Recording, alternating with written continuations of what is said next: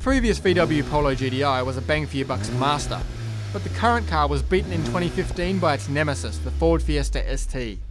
However, with fancy new adaptive dampers, the Polo's back in 2016 and it wants revenge.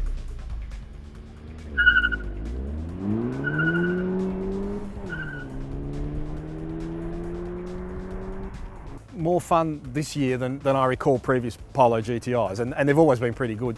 This one seems to have a little bit more attitude.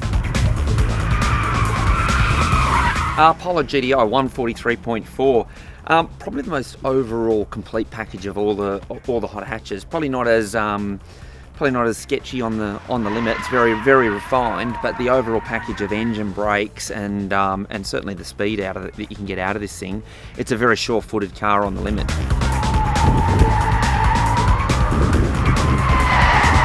It's a micro hot hatch kind of thing, but it's got muscles. It's sort of, its biceps are bulging a little tiny bit. The manual version has more torque than the DSG, so naturally we're going to be a little bit attracted to it, not just because it's manual.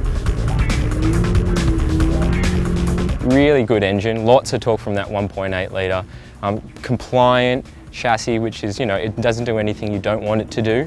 But it does overload its front outside sometimes, so it's not as playful or as sharp as the other small cars.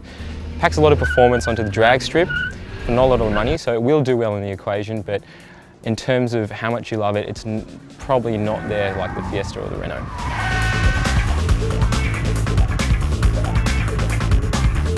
I'd probably prefer to see it maybe a little bit more sort of agile in the rear, so you could sort of have that sort of fun hot hatch kind of characteristic and use the rear of the car a little bit more. Probably maybe a little bit long in the gear ratios, because like for most of it around here you're only second and third gear, but certainly a fun car and very easy to drive on the limit.